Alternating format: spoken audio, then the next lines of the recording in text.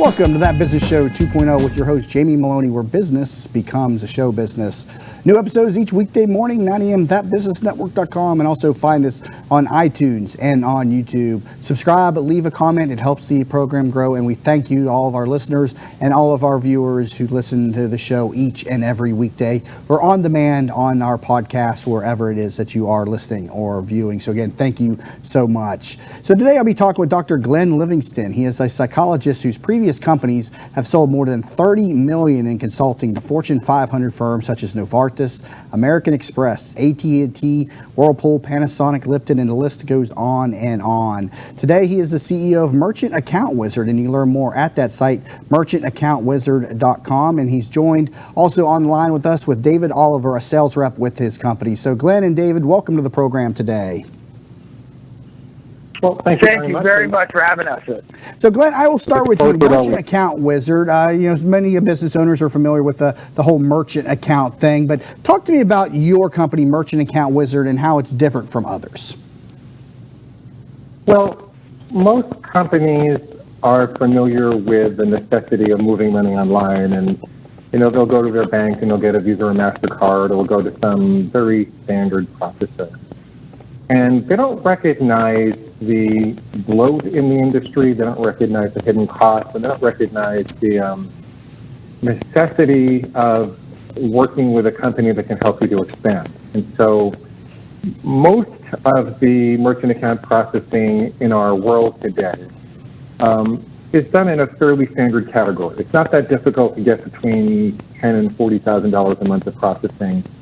Somewhere around, 2.75 to 3.25%, maybe 2.5% if you're lucky, of every transaction.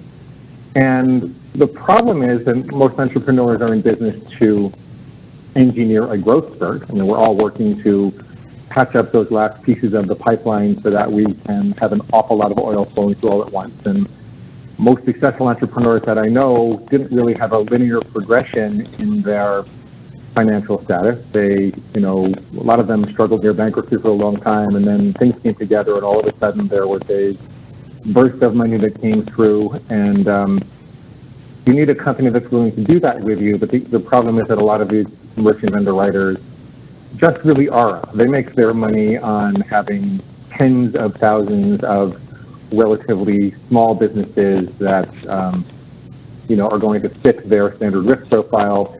They overcharge these small businesses because people think, it's just a small percentage, and they don't recognize that even an extra 0.5% on every transaction could add up to $100,000 or more in their account if they were to just pay attention to it, over time as compared to the underwriter's account. And so along with my partner. No, I was going to say, for instance, I just got familiar with merchant accounts over these last couple of years. I've been a realtor by trade, so I didn't have to worry about merchant accounts up until I started doing the business here with the radio show and some of the productization I do with that. I got set up with Authorize.net, but I really didn't know what I was looking for. I was told it was a couple-week process. You go through some underwriting, but I didn't know what was fair. Honestly, I still don't really know what is fair for somebody, and I'm not running thousands of transactions each month. But, what should somebody be looking for that first merchant account? Well, it really depends upon the particular type of business that you have. It's not unusual to get things down to, 2.25%, 2.5%. But more importantly, you need an underwriter that is familiar with your type of business so that they can take the growth risk with you. David can explain this a little better than me. David, go ahead and elaborate. Yeah. One of the key points is, first of all, when you get a merchant account, in the beginning, they ask you a number of questions of what's your estimated sales or current sales or projected sales, what industry you're in. With online businesses today, typically banks are always rating everyone a high-risk business. For some reason, they still think online businesses are high risk, even though many have been around for 5, 10 years. The internet's been around for a long time. The other thing that's very, very important is working with a company that can grow with you. So most individuals, like your radio show, you started presumably small as things expanded. you started in one place. You know, maybe you started doing the U.S. and now you're going to other countries. It's the same thing with your business. You got to work with a company that can expand internationally, not hit you with a million fees because you're now getting international customers, not hold your money or shut down your account because you grew too fast. So on the internet, there's really the real possibility of growing very, very quickly out of the blue. You've so seen you're it with your own saying, radio show. So I was going to say, you're saying, for instance, somebody who has a local product and then they expand internationally, they could be hit with fees they weren't expecting just because that's the merchant accounts policy? Absolutely. Or even a bigger problem, they started locally and they started selling and it went viral. It caught on. It went on Facebook. People got excited. They started telling people who told people, and then all of a sudden they went from $10,000 a month, $30,000 a month, $50,000 a month, and now the bank all of a sudden could simply hold all your funds. And many people, unfortunately, aren't necessarily even studying their daily deposits, and sometimes people get their funds held for a week or so before they even figure it out. So it's really critical to work with a company that fully understands online businesses, has low fees so you can save money. That's very important for the business owner, no question about that. And then also has the flexibility to expand as you expand. And there's no better time for expansion than today with the internet. I mean, you've seen with your own radio show, you know, you're all over the place, and it's almost magical, right? Right, absolutely. And so how is your business then different from the other merchant accounts? You just have a flat, this is our percentage, no matter where and how much you're selling? Or so how does your model work? So our model works is that first we look at your business, and then we have upfront transparent fees, and our goal is to keep long-term clients, keep them happy, and help them expand. So ultimately, we never hide fees. We always are transparent. And then we don't hit people with enormous fees for international transactions because we know where is business going here in the United States? It's going international. And then if you're out of the country, you're probably trying to go into America. So some banks have made it that if you're out of the country, they hit you when you're trying to go to America. If you're in the country, they hit you when you're trying to go out of America. So we make sure we cut out all the nonsense. We make it all transparent. And then also, as you need more processing or more ability to accept more sales, we have a very simple, friendly process that you can talk to us. We can help you expand, and we're not going to shut you down. We're not going to hold your fees. We're not going to do any of that type of craziness that many, many people have experienced online today. That's how I actually came to know about merchant accounts. With these types of experiences with myself and other friends of mine in the industry that had businesses take off. Now, go ahead. David, tell them what happened in your business, because David represents himself as a humble sales rep, but he was running a seven-figure business of his own. He had to figure this out for a good reason. Right. So I was running tremendous volume. We were doing north of over $500,000 a month. We had projections to $1 million a month. We were growing like crazy, and everything was going great. We had a merchant account that I got, I believe, in 1998. The rate was supposed to be really low. Everything was supposed to be great. I never heard from them. Quite frankly, I never really looked at my statements. I thought everything was fine. One day I got a call from the bank saying, "You're growing so fast. You're growing beyond your initial application." That was, 6-7 years prior, and we're actually shutting down your account. I couldn't even believe it. I almost passed out. I mean, it was unbelievable. It was almost like a bad dream. Why would they want to shut down your account if you're producing? I don't understand. Is it just because they didn't have the capital to front? Exactly. This is really the reason. There is, I always explain this to people, there is some reasoning with the madness. So in their mind, when a bank is processing for you, they're ultimately like extending you a loan. So like if you're doing $500,000 a month, it's almost like they're loaning you $500,000 in the hopes that everything looks great and that they're going to get their money, you're getting money, there aren't any problems. So if they don't really know your business and they didn't know you were going to that number, their immediate default is, well, we've got, millions of businesses or 8 million businesses or hundreds of thousands of businesses that are doing great, and they're not growing really fast. This one over here is growing really, really fast. It's risk. So they don't want the risk, and then they say, you know what, we'd rather not have the risk. And that's how a big company can do it. Now, a company that is customer service oriented doesn't do that. It's almost like going to the regular bank and they hit you with some bizarre fee. They say, oh, you need $10,000 in our account, or we're going to charge you $25 a month. And you complain, and they're like, you know what, we don't really care because we've got 1 million customers. It doesn't matter. Go somewhere else. And that's the way a lot of big banks are, and a lot of people get their merchant account from big banks that are down the street that really don't care about them, unfortunately. So how did you survive that cancellation of your merchant account? Were you able to roll it into another one quickly and keep operations flowing, or was it a big impediment? It was a huge impediment because immediately sales had to be cut, because if you don't have a merchant account and you don't know where you're going to go and you don't even know anything about it, you start calling around. But as every day sales are trying to come in, you got to cut back on your marketing. You got to cut everything back. And then when I went to new people, because there was so much urgency, I went to like another big bank. They had to think about it, analyze it, talk to everybody under the sun, and then they were ultimately saying, oh, we'll only accept 150,000 or 200,000. It was just a gigantic, monumental mess. And the scary part is, this has happened to multiple people that I've known. Yeah. And it really, and I got to tell you, the problem is increasing because this was back in the time where social media wasn't so fast. So if you notice now, you ever notice how like something starts and it just explodes? Like That's never really happened to me. We've done advertising, but now you could be doing a T-shirt, you could be doing a book, you could be doing something funny, a mug or some gadget, and it really just takes off. And then all of a sudden, you really have a lot of processing, and you probably thought about, I need to be able to produce the product. You got that down, but then you forgot about the merchant account. Right. And then the other hold that point right there, David. I got to take a break here. We'll continue that here in the next segment.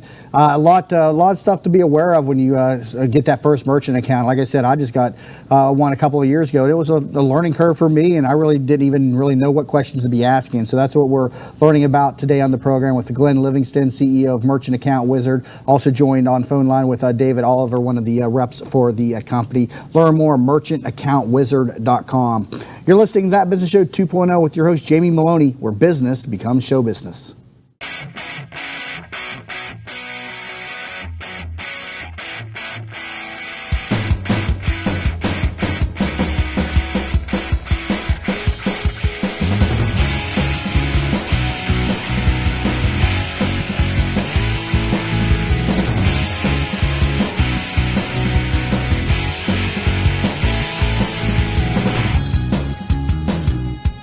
And welcome back to That Business Show 2.0 with your host, Jamie Maloney, where business becomes show business. Today, we're talking about merchant accounts, what all business owners who are processing things online, they've got to have. And so if you're not familiar with merchant accounts, check out merchantaccountwizard.com and get some information here, or you get a lot of good information here from the program with our guests, Glenn Livingston and David Oliver. So David, you were talking in that last segment, about, the risks and how it's upset companies when merchant accounts just, close up on a company. Go ahead and continue that last point that you were making.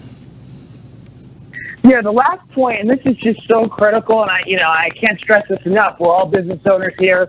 Is that when I had that problem was bad, but the bigger problem a big problem is I look back, and when I did an analysis of my own rates, because I didn't know what I was doing, I lost so much money, it was mind-boggling. Like, I thought I had a rate that was like below 2%, and I just didn't even know. And my rate was like over 3%. And they were making a fortune off me for years and years and years and years. And I always say this to people, that's literally money. So your rate is over the top. It's almost like a tax. So ultimately, if that rate is higher, you don't understand it. I mean, some businesses, depending on their volume, could be losing thousands a month. $5,000 a month. I have a friend that he actually had a very high rate. He switched, and he saved enough money with his business. He does he has an information publishing business to buy a car. So he actually bought a car with the savings from his merchant account, which is crazy. I mean, it wasn't a Lamborghini, but it was a mid-sized car. Very interesting. So why is it so difficult to move money effectively in e-commerce then? Why do the banks rate it so high risk? Or yes, just moving money. Why is it? I mean, if you're doing this much volume, it seems to me that people would be knocking on your door to want to do your processing. It's just that there's a few people who provide great service, and a lot of the banks don't, and they can get away with it. So many people don't know what to ask that it would almost be like there's one place to buy cars, and if you've ever bought a car, it's just not a good experience. And you can see now, car buyers are much better now because of competition. So there's not that much competition out there, and a lot of people don't know where to go.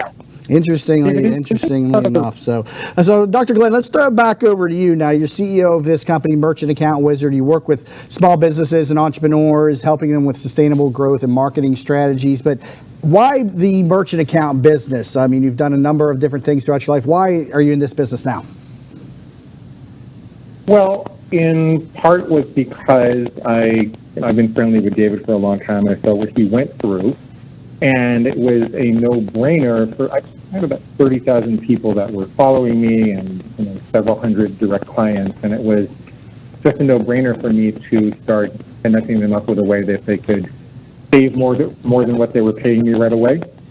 And as that moved forward, and they were really happy with that, it just became an easy thing to add a little bit to people's bottom line without.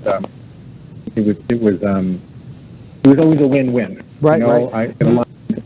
And so basically you talked earlier about, growing with a business. So how do you grow with a business from a merchant account standpoint? Is it just about keeping fees, low and not charging extra fees? But what are some of the other ways that merchant accounts can help business owners as they grow?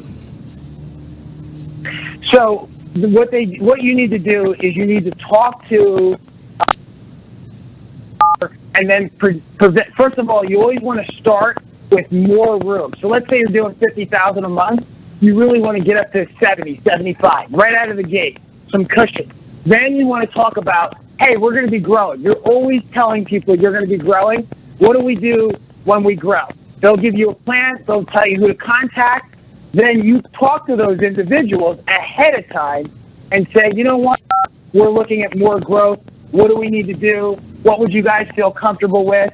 And you really like to tell these firms, these banks, or the broker, whoever you're dealing with, that you have products that could go viral.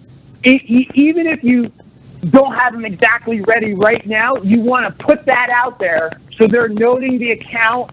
If things ever take off, they're seeing the notes, they're seeing you call in, they're making notes that you're inquiring about this, so it's not going to be out of the blue. And the biggest thing is, if you do grow very, very quickly, you're going to get on the phone, in our case with us, and then we're going to help manage the whole thing so there are no problems. So what are the requirements for somebody just opening up their business to obtain a merchant account? Do they, when there's no business history behind the business, is it a matter of just pulling your credit, or what's involved in that for the first-time business owner? Yes, that's a great question. Some people have some challenges with real estate. So what you need to do is you need to be 100% upfront with your broker and tell them, hey, you know what? I have bad credit. I went through a divorce, whatever. I got a foreclosure. And then there's different banks that accept different people. There's some banks, if you had a 500 credit score, they'll take you no problem and give you great rates. But a different bank, you might need a 725 credit score, or they're going to kill you with the rank. So sometimes it's the business, the credit score, the business history. Like in some cases, individuals have an old business, but it's new to e-commerce. So there's a lot of different variables. The best thing to do is to make a list of your own profile, which is how long have you been in business, how much, do you have in, let's say, your business checking account? How much revenue do you have coming in the door? Approximately what's your credit score? And if you have anything that's off, meaning the combination of everything is just like you're a new business, you have no money in your checking account, you got a bad credit score, don't worry. You just be upfront, and you might have to start at $20,000 a month in processing, and you have to build a history. And that's not that bad. I had a guy that had a lot of challenges in his life. He had a lot of issues. He had some problems with, unfortunately, substance abuse. And you know what? He had a very low credit score. He came in with $15,000 of processing. He's approaching $1 million a year, and he just built it up over about, I think, 9 or 10 months.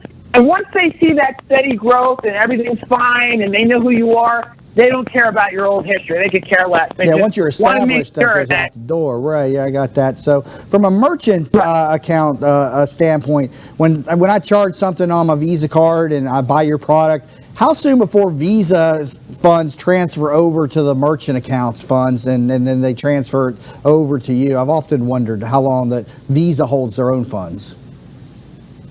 That's a very good question. So with some situations, it could be 3 days, 3 business days. You really want to look for 1 business day. That's another excellent point. And then in some bad circumstances, it could be 2 weeks. So some people have high-risk businesses, and high risk could be certain kind of health supplements. They're not bad. And they have up to 2 weeks turnaround time. So you really want to get to 1. And if the max you should be at is 2, you prefer next day or 2. Anything over that is ridiculous. And that's from the time that the merchant account deposited funds into your account, right? What about like from when the credit card company deposited funds to the merchant?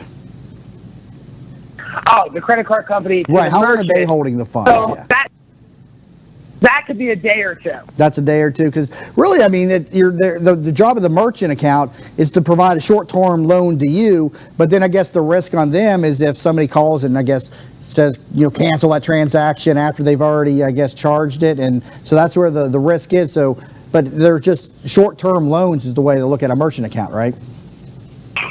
Yeah, best way to understand. And then if you ever get mad at them, that's why sometimes they do freak out, because it's short-term loans and they don't know you. The more they know you, just like if your buddy borrows your car and he's a little late, if you know your buddy, you don't care. If you let your car to a stranger, you're going to get freaked out if the car isn't there at 3 o'clock. Very cool. So merchantaccountwizard.com, people can go over there. They can compare their existing account to merchantaccountwizard.com. Like I said, I'm familiar. I have authorize.net, and I know there's some other ones out there. Any glaring problems with, some of the service providers? Does it all just come down to that fee and whether or not they could cancel you if you grow too fast, though? Yes, it's the fee, it's just also the service, and it's the relationship. So, like, for example, like Authorize.net, great company, big company. Depending on who you're interfacing with, you could get a very, very low monthly fee, or you could get a very, very high monthly fee with a startup cost. So you just want to make sure that, I can't stress this enough, you always know all your fees up front. All the fees you always want, even if you're not working with us, you want all those fees up front so they make sense to you, so you can see them and you can compare them, so then you don't get had. Good information. We got to wrap up. I wanted to add. Go ahead. You got time. Yeah, one last point very quickly. For any business out there that's in the process of growing very quickly and wants to, just make sure you focus on your customer service and you understand, you set up systems, you hire the right person, you read up on that, because that's usually the problem that creates problems for businesses that are growing very quickly, is in the arena of customer service. So that's thing in the world that you want, but if your customer service isn't good, you're going to have a problem. All right, well, good discussion today on merchant accounts. It's actually the first time I've talked with a merchant account company on this program, and 3.5 years I've been on the program. So now I know where to send people for merchant accounts. We got Dr. Glenn Livingston, CEO, and David Oliver, the sales rep. Learn more, merchantaccountwizard.com. So gentlemen, thank you both for being on the program with me today. Thank you so much. Thank you for having us. Absolutely. Learn more, merchantaccountwizard.com. More about this program at thatbusinessnetwork.com, where new episodes air each weekday morning at 9 a.m. on thatbusinessnetwork.com, then made available on demand on iTunes and on YouTube. So you've been listening to That Business Show 2.0. I'm your host, Jamie Maloney, where business becomes show business.